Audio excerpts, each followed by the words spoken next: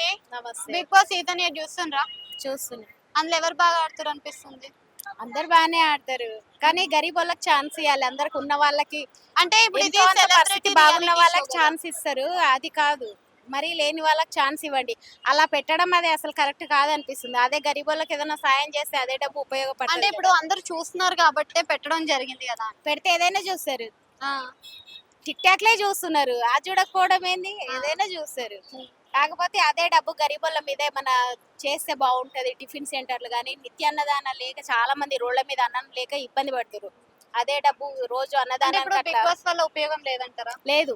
అంటే మీరు కూడా చూస్తున్నారు కదా. ఎవరికి ఉందిరా? ఎంటర్టైన్మెంట్ షో ఆడవాళ్ళని మంచిగా ఎంటర్టైన్ చేస్తున్నట్టున్నారు కదా.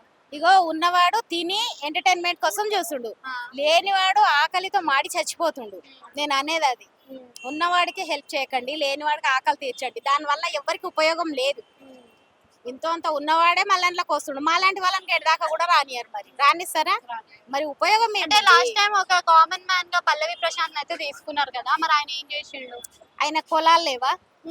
పొలాలు లేవా ఆయనకి? అంటే మన కామన్ పర్సన్ ఈ రోజు ఒక కనీసం ఒక్క చిన్న ప్లాట్ ఉన్నా గానీ వాడు కనీసం వాడు నిలబడడానికి అదొక స్టే చేయడానికనే ఉంటది వాడికి.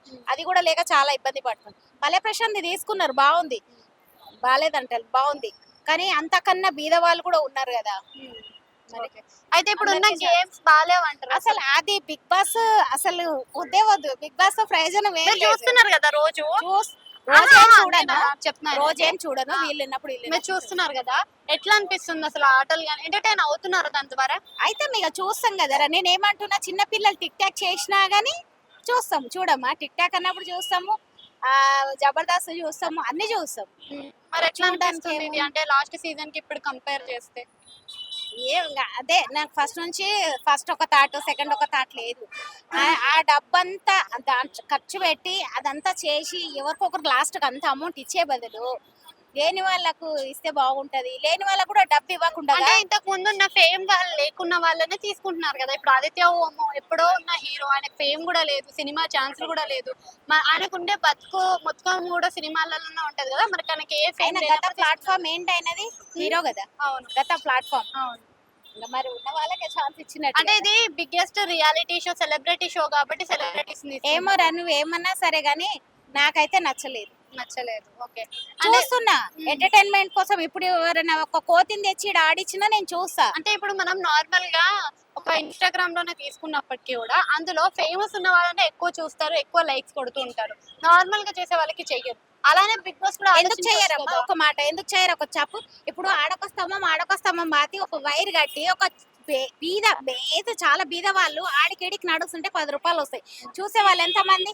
1000 మంది వెళ్తే కనీసం ఒక 500 మంది అని ఆగి చూస్తారు కదా. చూడరు అని మీరు ఎందుకు అనుకుంటున్నారు? బీద వాళ్ళు తీస్తే చూడరు, హైలైట్ గా ఉన్న వాళ్ళని చూసి.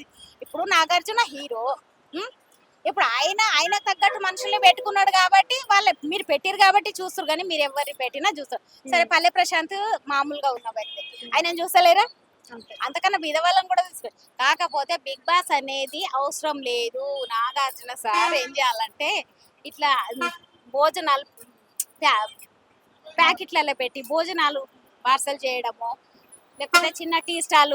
వికలాంగులు ఎంతో మంది రోడ్ల మీద చాలా బాధపడుతున్నారు. ఎండల కాళ్ళు లేక చేతులు లేక బాధపడుతున్నారు. అలాంటి వాళ్లకు చీరలు ఇప్పియడము, టీ స్టాల్ పెట్టియడము. అలాంటి ఫోన్ బూత్లు అయితే ఇవాళ లేవు. ఒక్కొక్కరికి 4 ఫోన్లు ఉన్నాయి కాబట్టి ఫోన్ బూత్లు ఒకప్పుడు ఉండి ఇప్పుడు లేవు. కాబట్టి కనీసం ఆ ప్లాన్ చేసినా బాగుంటుంది. Thank you.